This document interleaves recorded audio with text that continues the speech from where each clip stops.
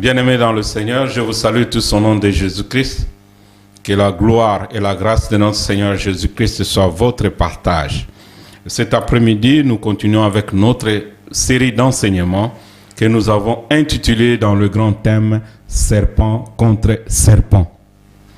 Qu'est-ce que nous voulons dire par là? Ce soir, nous voulons encore une fois, comme sous-thème, « Tu élèves qui ?» Sans plus tarder, nous allons lire notre Bible dans l'Évangile de Jean, chapitre 3, chapitre 4, non, chapitre 3 au verset 14. Comme Moïse élevant les serpents dans le désert, il faut de même que le Fils de l'homme soit élevé, afin que quiconque croit en lui ait la vie éternelle. Je reprends. Comme Moïse éleva les serpents dans le désert, il faut que le Fils de l'homme soit élevé, afin que quiconque croit en lui ait la vie éternelle. Bien-aimés, nous avons intitulé cette série d'enseignements « Serpent contre serpent ». La Bible dit, de la même façon, Moïse éleva le serpent dans le désert pour que celui qui regarderait le serpent ait la vie. Il faut de même, la Bible dit, il faut, c'est une obligation que le Fils de l'homme, qui est Jésus-Christ de Nazareth, soit toujours élevé. Pourquoi Moïse avait élevé le serpent dans le désert? Les enfants d'Israël, à la sortie, Dieu les a amenés de l'Égypte par un chemin détourné. Nous l'avions dit la fois passée. Après, dans ces détours-là, ils se sont impatientés sur la route à cause de la faim, à cause de la fatigue, de la soif. Ils se sont plaints, ils ont murmuré, ils ont parlé du mal contre Moïse et contre Dieu.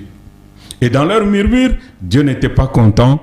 Il a autorisé, il a permis qu'un serpent vienne mordre les enfants d'Israël. Et beaucoup étaient mordus, beaucoup même sont morts. Beaucoup ne se sont pas sauvés, mais ils sont morts. Mais dans leur malheur, dans leur souffrance, ils se sont repentis. Ils sont allés vers Moïse pour dire, nous avons péché. Nous reconnaissons que nous avons péché. Bien-aimés dans le Seigneur, nous devons toujours, dans notre marche avec le Seigneur, si nous avons péché dans le murmure, dans les plaintes, dans la colère, dans les discussions vaines, dans la médisance, dans le mépris, nous devons toujours nous repentir. Notre Dieu est miséricordieux. Il n'oublie personne. Il ne refuse personne. Alors, eux, ils se sont repentis. Ils ont imploré la grâce du Seigneur auprès de son serviteur Moïse. Et Moïse a prié pour eux. Il a imploré la grâce du Seigneur. La miséricorde du Seigneur était sur eux. Alors, Dieu a donné une instruction à Moïse. La même chose, comme c'est le serpent qui mord les enfants d'Israël pour que, après la morsure, ils puissent tomber morts, il faut de même que tu élèves un serpent d'airain. Un serpent d'airain qui est comme une statue, mais qui a la forme d'un serpent, qui soit élevé à la perche. Il doit être élevé à la perche. Et celui qui serait mordu par le serpent, s'il le regarde, qui ne regarde pas là où il y a la morsure du serpent, qui ne regarde pas là où il y a la plaie, qui ne regarde pas là où il y a la douleur, mais qui regarde plutôt le serpent et il aura la vie sauve. C'est dans cette instruction-là que Dieu a donné la vie sauve à son peuple. Bien aimé, mais qu'est-ce que Jean nous dit? Il faut, comme Moïse a élevé le serpent dans le désert, il faut que Jésus-Christ aussi soit élevé. Alors la question que nous nous posons cet après-midi, toi tu élèves qui? Beaucoup de gens n'élèvent pas Jésus. Quand il y a une situation difficile comme les enfants d'Israël, beaucoup de gens n'élèvent pas Jésus. Ils élèvent les médecins, ils élèvent leurs maladies, ils élèvent leurs biens matériels, ils élèvent les hommes, ils élèvent les musiciens, ils élèvent les sportifs, mais sauf Jésus. Tu dois apprendre à élever Jésus. ce que tu élèves aujourd'hui, que ce soit un humain, que ce soit un objet, sache que tu seras soumis à ce que toi tu élèves. Tu seras soumis. Tu seras faible par rapport à ce que toi tu élèves. Tu seras désarmé par rapport à ce que tu élèves. Aujourd'hui, si tu élèves quelqu'un, si tu élèves un médecin par exemple, c'est un grand médecin.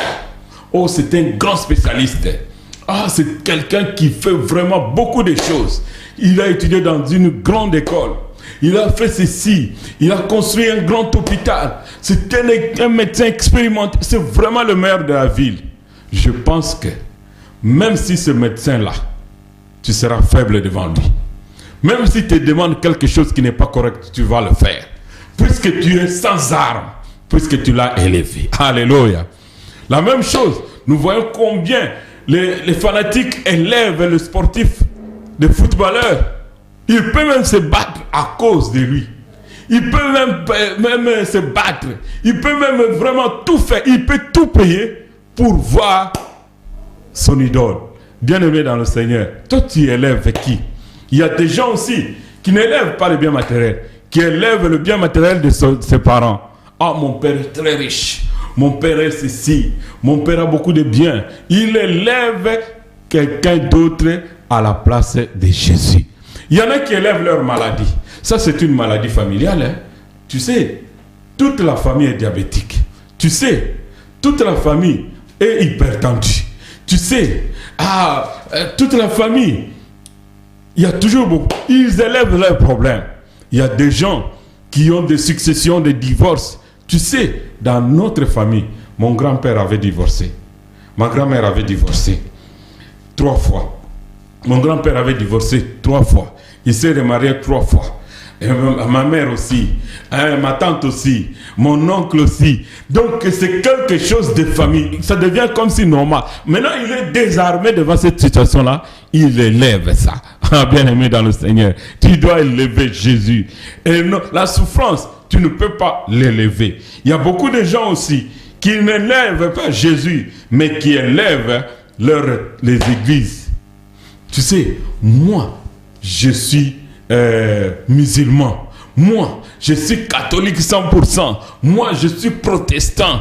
J'aime pas vos bizambizambi là. Moi, je suis ceci. Il élève. Il n'a pas cru en Dieu. Il n'a pas cru en Jésus. Mais il a cru aux choses, à la communauté. Il élève.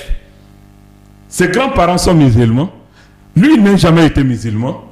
Il n'est même pas prêt à l'être. Il ne sera jamais. Mais quand tu lui demandes, non, je suis musulman. Il n'est même pas musulman. Mais il élève ça, mais il n'est pas dedans. Il est faible devant ça. Moi, je suis catholique. Mais si tu lui demandes, tu es catholique, de quelle communauté? De quelle paroisse? Il ne connaît pas. Ah non, puisque mon grand-père, ma grand-mère, tout le monde est catholique chez nous. Bien aimé dans le Seigneur, il élève quelque chose qu'il ne connaît pas. Voilà pourquoi quand Jésus disait à la Samaritaine, vous adorez celui que vous ne connaissez pas. Vous adorez celui que vous ne connaissez pas. Puisque la femme samaritaine lui a dit, es-tu plus grand que notre père Jacob? Il a construit ce puits. Il en a bu lui-même. Est-ce que toi tu es plus grand que lui? Alors Jésus lui dit, vous adorez celui que vous ne connaissez pas. Ça ne sera pas à la montagne où vous faites des rencontres avec le Seigneur. Vous parlez de Dieu, mais vous ne connaissez pas ce Dieu-là. Ce Dieu-là est en face de toi, mais toi tu ne le connais pas. Et ce Dieu-là est esprit. Il n'est pas à la montagne. Il n'est pas dans le puits de Jacob. Jacob était serviteur de Dieu. Jacob même m'a adoré. Jacob même m'a élevé. Mais toi, tu refuses de m'élever, de me louer. Tu parles de Jacob, du puits de Jacob. Oh, bien-aimé dans le Seigneur. C'est la même chose avec les humains d'aujourd'hui. Ils élèvent leur communauté. Ils ne sont même pas dans les communautés là. Ils élèvent l'islam, mais il n'est même pas dans l'islam. Il élève les catholiques, il n'est même pas dans le catholique. Il élève le protestant, puisque son grand-père est protestant, alors il s'identifie pour qu'on sache qu'il est aussi enfant de Dieu. Il n'est pas enfant de Dieu. On est enfant de Dieu. Même si tu élèves l'islam, même si tu élèves le protestant, même si tu es ici, catholique, Mais sache que ce soit en islam, que ce soit en catholique, que ce soit en protestant, tu n'es pas enfant de Dieu. Ça, je te le dis.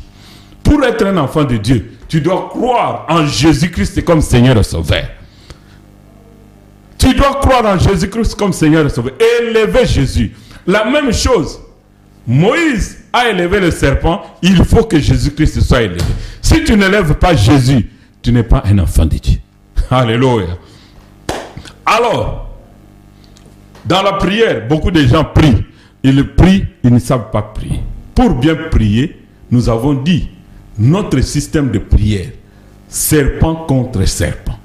Vous savez pourquoi nous disons serpent contre serpent? Le serpent a mordu les enfants d'Israël. Et Dieu, pour guérir de la morsure du serpent, Dieu utilise encore le serpent pour détruire les démons de la mort. Alléluia. Dieu utilise le serpent. Il dit à Moïse, élève le serpent pour que quand quelqu'un regarde le serpent, il va avoir la vie sauve. L'ennemi, le diable, est allé vers notre Seigneur Jésus-Christ pour lui tenter. Après jeûne et prière. Quand Jésus est sorti de la prière, l'ennemi n'était pas loin. Il l'a affronté. Si réellement tu es un enfant de Dieu, si réellement tu es un enfant de Dieu, fais que ces pierres soient transformées en pain. Et Dieu, Jésus-Christ, qu'est-ce qu'il a fait? Il a répondu serpent contre serpent. La parole, le diable est venu avec la parole, Jésus lui a répondu avec la parole. Puisque le combat que nous combattons, ce n'est pas un combat charnel, ce n'est pas un combat physique, c'est un combat spirituel. Et la fondation de l'esprit, c'est la parole de Dieu. Rien ne peut se faire sans la parole. Si quelqu'un vient te combattre par la parole, tu dois répondre par la parole. Jésus a répondu par la parole. Bien-aimé dans le Seigneur, quel que soit le fléau, tu dois utiliser la parole de Dieu. La parole est efficace. La parole est complète. La parole est puissante. Elle détruit plus que toute autre chose. Bien-aimé, si tu élèves Jésus, c'est que tu élèves la parole de Dieu. La parole doit toujours être à la fin. Puisque notre Dieu, il est alpha, il est oméga. Ne laisse pas les ténèbres avoir le dernier mot sur toi. Quand Jésus, on lui a parlé, Jésus a eu le dernier mot. Il a dit. Moïse est allé chez Pharaon pour libérer le peuple d'Israël. Et Pharaon lui a libéré. Alors, avant de le libérer, il y a eu beaucoup de plaies. Mais Dieu lui a dit, fais-lui la démonstration. Il y a le serpent. Il a jeté son bâton et le bâton s'est transformé en serpent. Les petits magiciens ont dit, oh non, mais ça c'est facile. Nous aussi nous savons le faire. Nous avons aussi les dons de miracles. Ils ont aussi jeté leur bâton et le serpent est apparu. Alléluia. Mais il y a eu serpent contre serpent. Alléluia. Serpent contre serpent. Le serpent de Moïse a eu le dernier mot. Bien-aimé, tu dois toujours avoir le dernier mot. Si l'ennemi prend le devant, toi tu dois avoir le dernier mot. Si toi tu prends le devant et que l'ennemi réplique, tu dois avoir toujours le dernier mot. Moïse transforme le